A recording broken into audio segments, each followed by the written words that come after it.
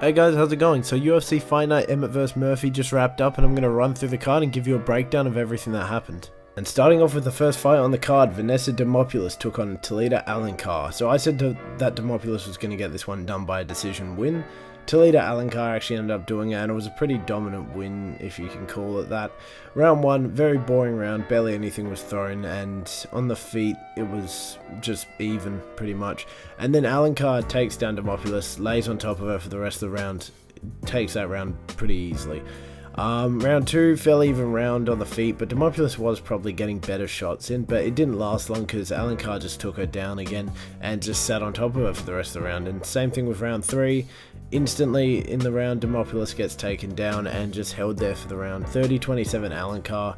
Neither of the fighters looked that impressive, and none of them really looked like they improved from their last fights, and it was a pretty bad fight to start off the card. It was very boring, not much happened, and it was just control time. Next up on the prelims was Buday versus Uran Satybaldiev. Originally this was going to be Buday versus Kennedy Nuzachukwu. I predicted that Nuzachukwu was going to get it done by a first round finish. When they swapped the opponents, I did stick with my pick, saying that Uran Satybaldiev was going to get this one done by I think I said late fight finish. It actually went to Buday by a controversial decision in my opinion, but we'll get to that. Round 1, straight off the bat you could tell there was a 40-pound weight difference between the fighters because Buday just looked that much bigger than Satybaldiev. However, Satybaldiev was doing great on the feet to start with. He was landing these big combos early on and was sort of just landing more and dealing some real damage. He was also mixing in some oblique kicks, which you could see were sort of disabling that front leg of Buday. Halfway through the round, Buday did start to turn it up a little bit, and he did start landing a bit more, but overall I think Uran took that one. Round 2, Satybaldiev is tagging Buday early, before he gets pushed up against the cage and held by Buday. And when they split, they get back to the center of the octagon, and Satybaldiev is just landing more and a lot cleaner on the feet for the remainder of the round. Buday had a moment at the end where he was swinging for the heels, but I don't think it was enough to sort of take back that round. So I had it 2-0 Satybaldiev going into it. Third round, same pace as the second round, and midway through the round, Buday gets stunned and wobbled with a powerful right that Satybaldiev lands. He couldn't really jeopardize on it, and for some reason he starts trying to take down Buday, who, may I remind you, is 40 pounds heavier than him. Anyway, the fight ends with Buday cage clinching for the rest of the round. They end up giving it 29-28 Buday, which I can't argue with, but it was mainly just through the cage clinching, and I really hate that style of fighting, so yeah, a controversial decision in my opinion. Buday took that one home. Next fight. Moving up the card, we had Victor Henry versus Pedro Falcao. So I predicted that Victor Henry was going to take this one by decision. He did end up taking the decision win, but it was decently close, I like to think. Round 1, Victor Henry comes out better on the feet, with Falcao landing the occasional leg kick that you could see start to do some real damage. But Falcao just ended up fumbling takedowns for the rest of the round, and while pulling guard on the floor, he was getting his legs chopped at. In fact, there was a point where Henry knocked Falcao down midway through the round, and when diving on top to try and finish, which he couldn't end up doing, he gets back up again, and Falcao just starts pulling guard on the floor and just getting his legs chopped at even more and more. Overall, Henry just landed the better shots this round, but Falcao did do some real damage with the kicks. Not enough though, Henry's first round. Round 2, Falcao's leg kicks are really starting to show damage, with Henry's legs starting to give out a little bit. Although it was a fairly even match on the feet this round, and midway through Falcao takes Henry down, but they return to the feet shortly after, and near the end of the round Falcao gets another takedown, and I think that evens out the round a little bit. I could give it to Falcao, but very close round. Round 3, Falcao starts the round strong, with him showing some dominant grappling over Henry. However, like multiple times during the fight, Henry manages to reverse onto top position for the remainder of the round, and was succeeding on the feet when he wasn't grappling. Overall, 29-27, Victor Henry took it as a decision.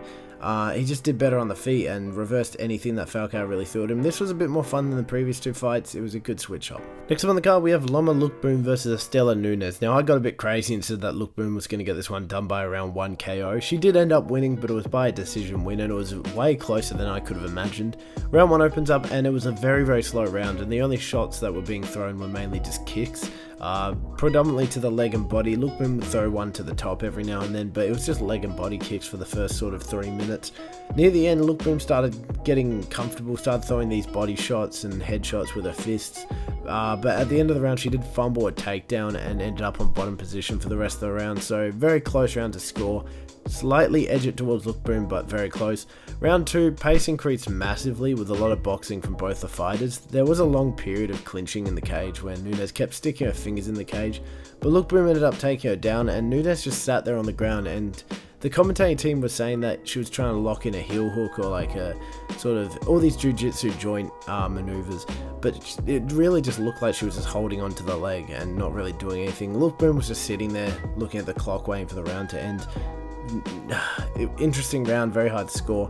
Round 3, Lookboonmee starts landing nicely on the feet and does some really slick looking combos and ends up taking Nunes down and maintaining top position for the rest of the round. And then near the end she took her down again and held her there.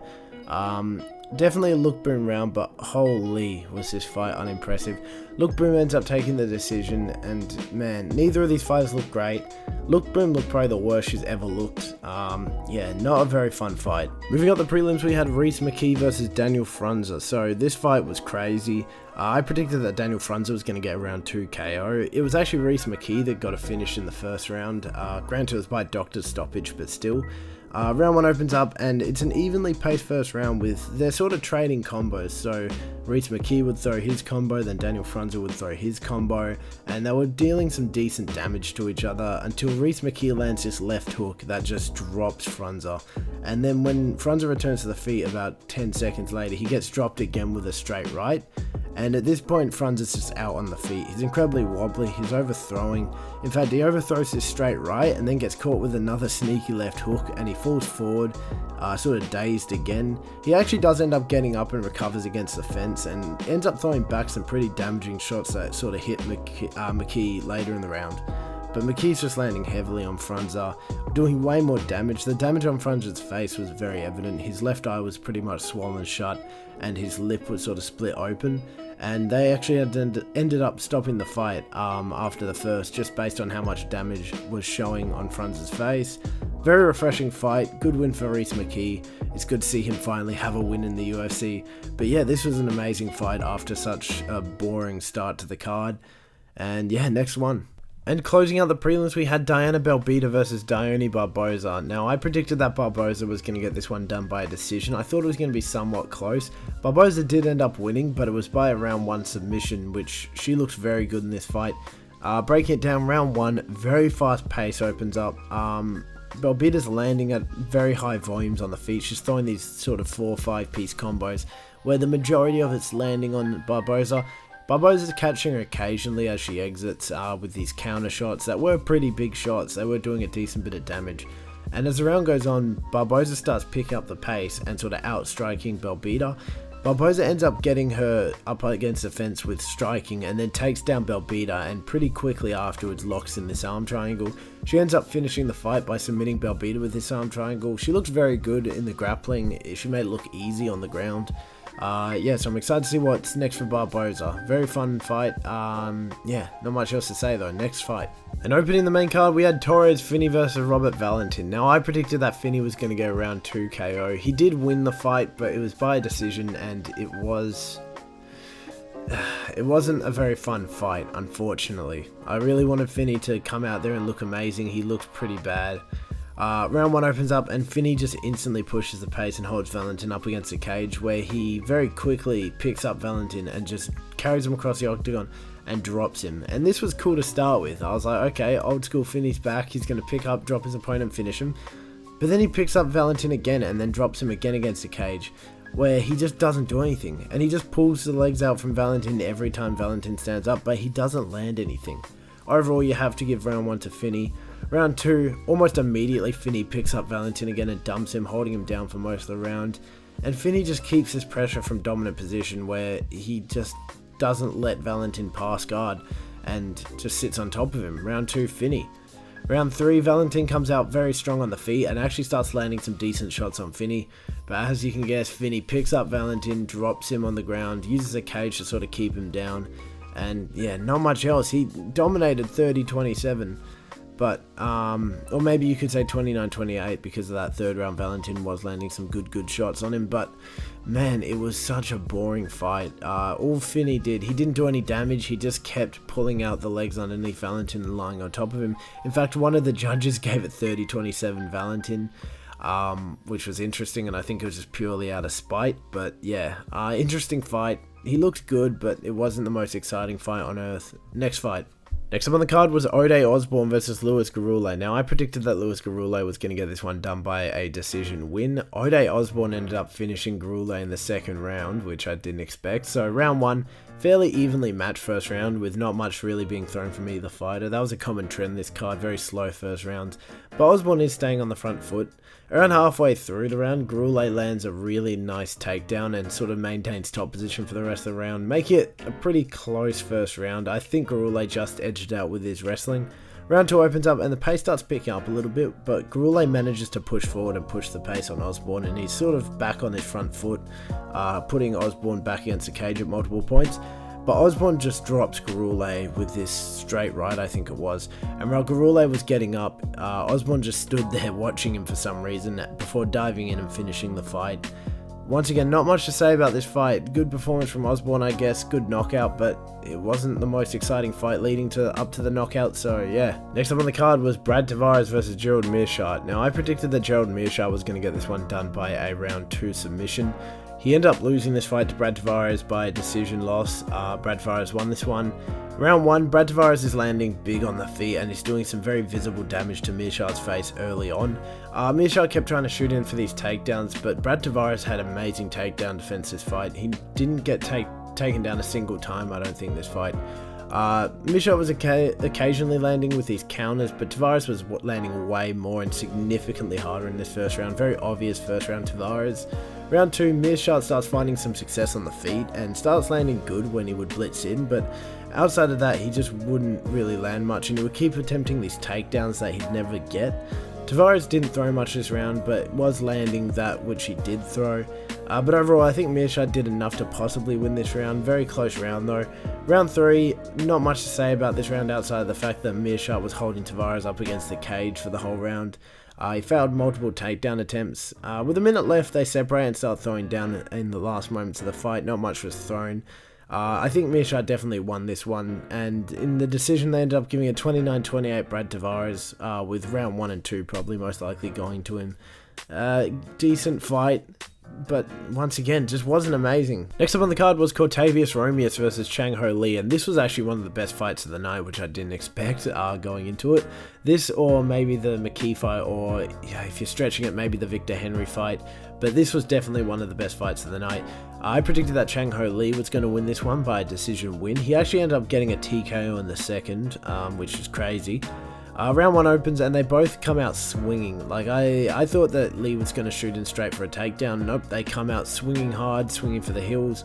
Lee ends up getting hit with something decently hard and he starts trying to take down Romious, which he eventually gets and puts Romious in bottom position. But when it returns to the feet, Romious scores a takedown over Lee, and while trying to get the back, slips over the top of Lee and ends up back on bottom position.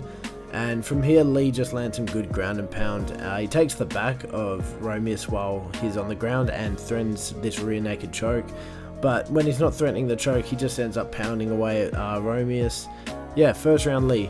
Second round, just like the first, they start teeing off on each other at the start of the round, and Lee lands this really unlucky knee down the middle. It hits Romious very hard in the cup. They end up continuing the fight, which is good on him.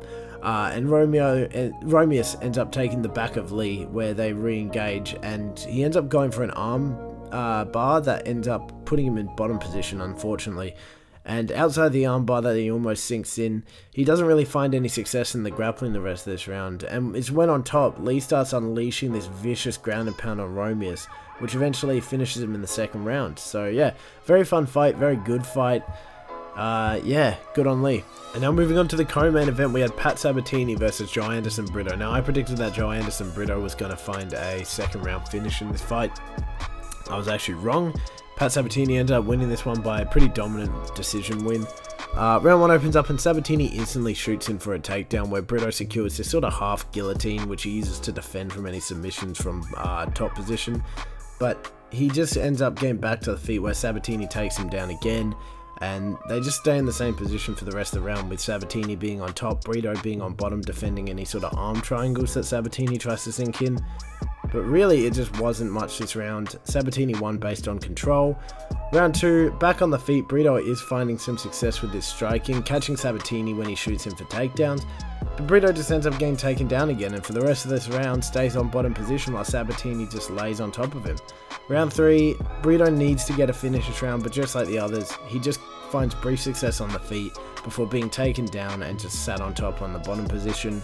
It was a dominant performance from Sabatini, but Brito looked really bad this fight, and it wasn't the most exciting fight there was. Yeah, not much else to say about it. And now the main event, Josh Emmett takes on Lerone Murphy. I said that Lerone Murphy was going to take this one by a decision win, and I was correct. This pretty much went down how I thought it would. Round 1, very slow start to the fight, with Lerone clearly respecting the power in Emmett's hands. He's backing up, he's not really engaging as much, and Emmett's trying to blitz him but not really finding any success. When they do clash and trade combinations, Lerone Murphy more times than not will come out dealing a bit more damage, with an emphasis placed on this elbow that he lands at the start of the first that cuts Emmett open. He looked slightly concerning near the end of the round when Emmett caught the leg of Murphy and sort of pushed him over, and he almost finds a finish while Murphy's on the ground. Overall, very close round. Emmett probably won it, but very close. Round 2, Emmett pushes the pace early in round 2 and starts landing these big shots in the opening seconds before picking up and slamming Murphy on the ground. Or more accurately, sort of tosses him over his shoulder and slams him on the ground. On the ground, the only highlight was an attempted guillotine from Murphy before they get back to the feet, and Emmett keeps shooting him for these takedowns. But he ends up just getting tagged by Murphy when entering and leaving the takedown, and you'll see this happen a lot this fight. Emmett's shooting in these takedowns which he instantly just gives up. Murphy's body and leg kicks are also starting to show damage this round. Very close round. Probably have to give it to Murphy though. Round 3, both fighters start off throwing these really big shots at the start of the round, and Murphy sort of gets dazed and knocked off balance very early. He does find some success with this oblique kick though that starts disabling the front leg of Josh Emmett, and Emmett goes in for another takedown. Once again, doesn't find any success, starts taking some shots from Murphy trying to escape. And Lerone Murphy is just predominantly targeting the body and legs of Emmett, which is starting to cause him to gas out a little bit and get knocked off balance way more easy. Yeah, round 3, I had it for Murphy as well. Round 4, Emmett's legs seem to be on their last stand in this round. They start getting knocked over with the slightest bit of damage.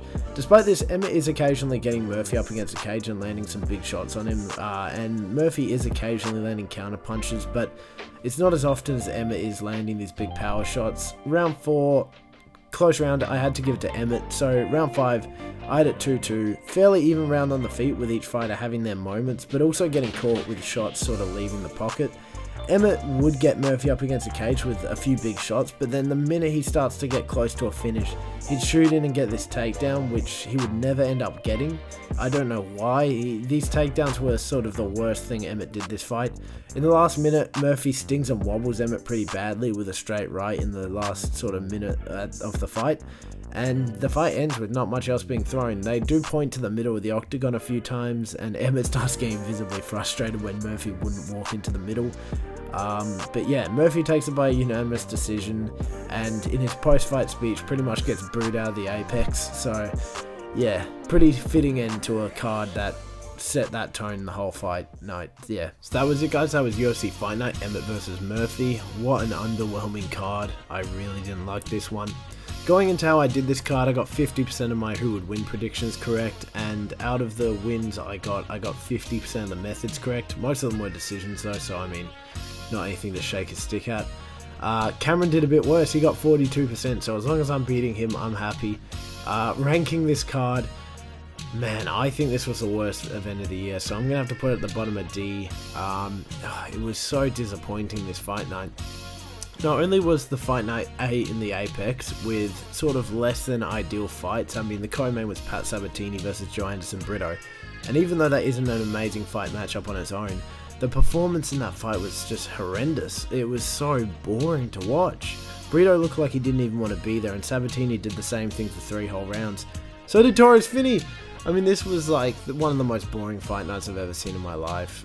There are the occasional moments where, you know, the Rhys Mckee fight, I was like screaming. That's how deprived I was of anything entertaining.